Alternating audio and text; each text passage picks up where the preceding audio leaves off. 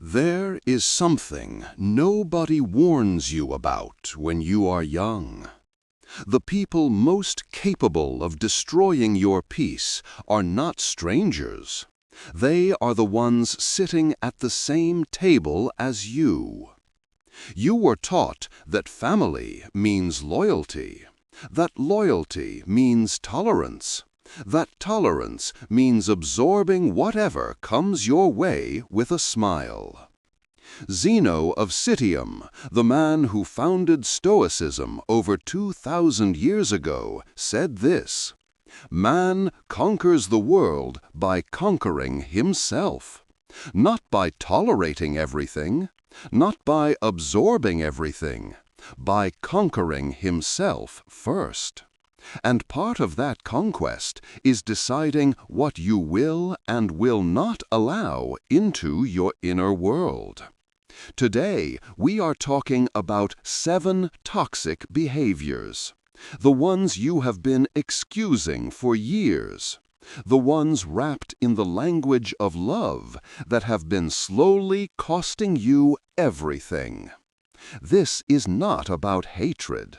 This is not about abandonment. This is about finally choosing yourself with the same loyalty you have been giving everyone else. This is the Stoic Antidote.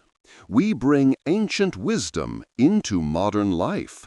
Not just the famous 3, the full depth of Stoic philosophy and the thinkers who lived it. If you are here to do real work on yourself, subscribe. You belong here.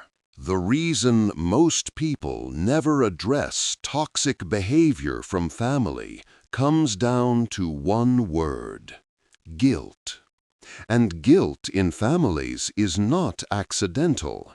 It is installed, carefully, over years, until the idea of protecting yourself from someone you love feels like a crime. Musonius Rufus, the Roman philosopher who taught Epictetus, said this: "We suffer more from imagination than from reality." The imagined consequences of drawing a line with a family member are almost always worse than the reality. The fear of conflict, the fear of rejection, the fear of being seen as ungrateful or cold. These fears keep millions of people locked in relationships that are quietly destroying them. Rufus also taught that virtue is not just about grand gestures. It is about the daily practice of choosing what is right, even when it is uncomfortable, even when the person in front of you shares your blood. What is right is this: you are allowed to protect your peace. You are allowed to name what is damaging you. You are allowed to draw lines, not because you are weak, because you understand that a person who is constantly drained cannot build anything worth building. Cruelty dressed as honesty. Cato the Younger was known throughout Rome for his brutal directness. But there is a critical distinction in how he operated. He spoke hard truths in service of genuine improvement, never to diminish, never to wound, never to feel powerful at someone else's expense. The family member who delivers cutting remarks and retreats behind "I am just being honest" is not practicing Cato's directness. They are practicing contempt with a respectable label on it. Chrysippus, the 3rd head of the Stoic school, wrote that words carry the full weight of the intention behind them. Honest words delivered with care sound entirely different from honest words delivered with cruelty. And your nervous system already knows the difference. You feel it every time. When someone consistently uses honesty as a blade against you, You do not owe them an audience for it. Name it once, calmly. That is not feedback. That is contempt. And hold the line from there. Guilt as a control mechanism. Ali ibn Abi Talib, the fourth caliph of Islam and one of history's most quoted wisdom figures, said this: "Do not let someone who does not know your worth determine your value." Guilt-tripping is the art of making you feel responsible for someone else's emotional state. After everything I have done for you, you would do this to me? I just worry because I love you. These phrases feel like love.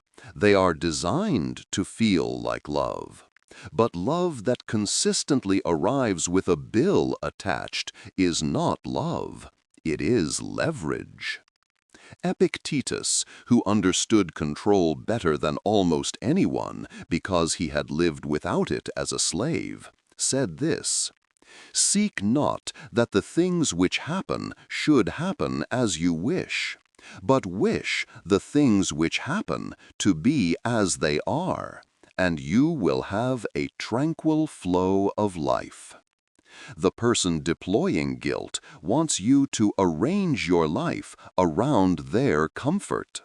Tranquility comes from refusing that arrangement, not with anger, with a quiet, settled clarity that their comfort is not your responsibility to purchase at the cost of your own peace.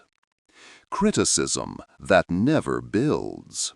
Seneca wrote in his letters to Lucilius, "Associate with those who will make a better man of you. Welcome those who you yourself can improve." There is a person in many families who has appointed themselves the permanent assessor of everyone else's choices. Your career is wrong, your partner is wrong, your decisions are wrong. And the criticism never arrives with genuine investment in your growth. It arrives with investment in keeping you uncertain, dependent, below them. Seneca was not describing a relationship to pursue. He was describing a relationship to distance yourself from. Not with drama, not with a confrontation that hands them more material to work with, but with the quiet, consistent withdrawal of the access they have been using against you. Manufactured crisis and permanent victimhood. Marcus Aurelius dealt with this in his court his entire reign. People who created emergencies to command his attention, his resources, his intervention. He wrote in Meditations, "If someone is able to show me that what I think or do is not right, I will happily change, for I seek the truth by which no one was ever truly harmed." The key word is truth. A genuine crisis has truth in it, specific need, a beginning and an end. It accepts help and moves forward. Manufactured crisis is perpetual. It consumes everything offered and immediately requires more.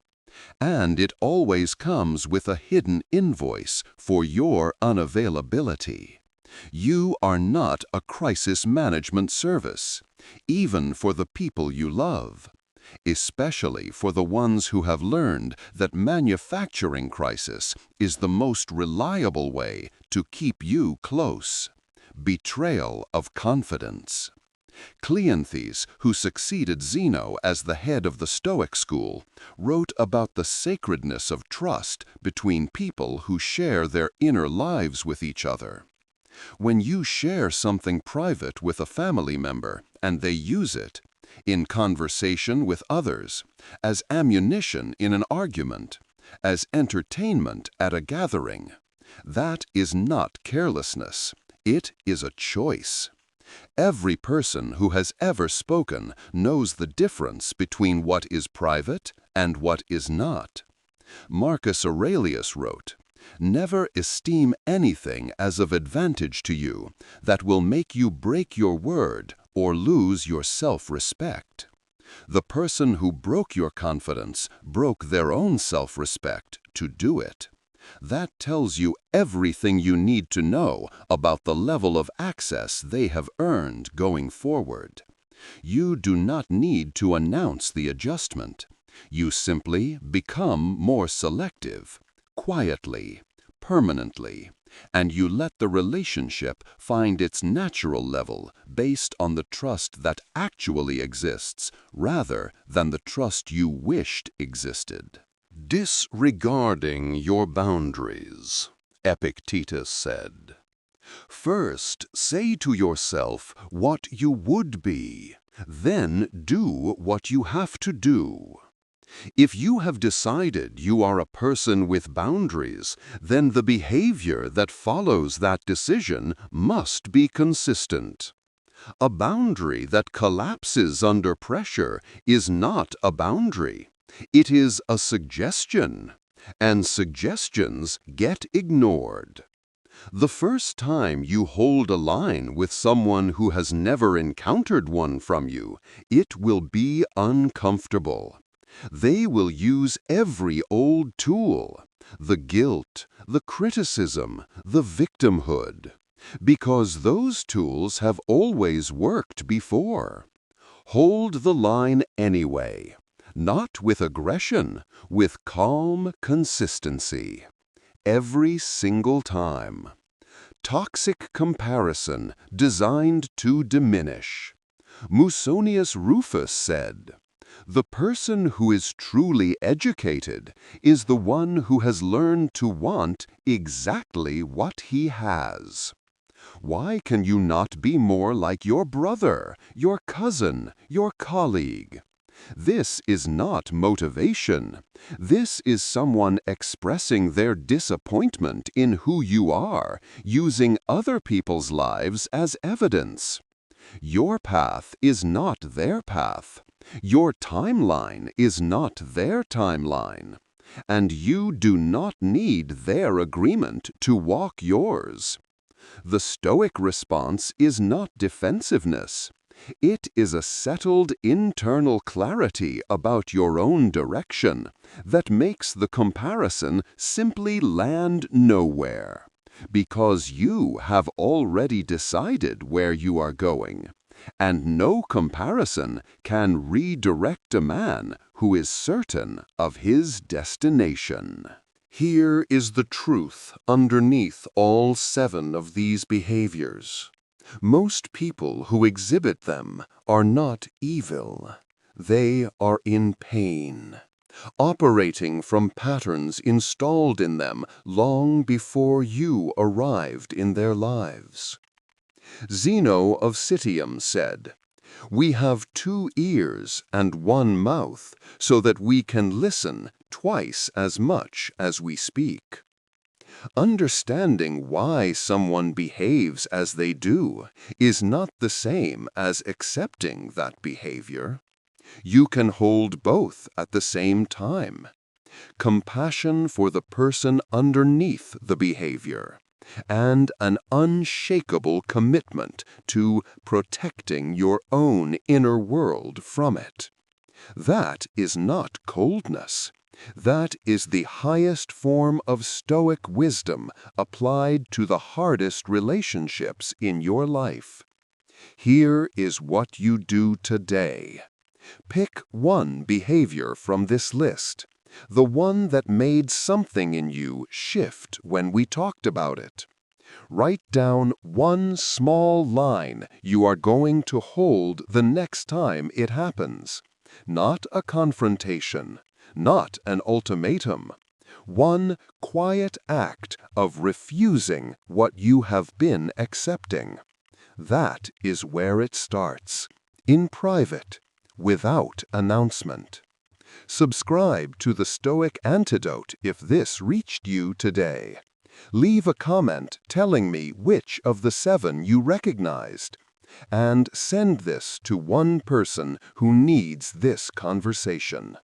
The Stoic Antidote. See you Sunday.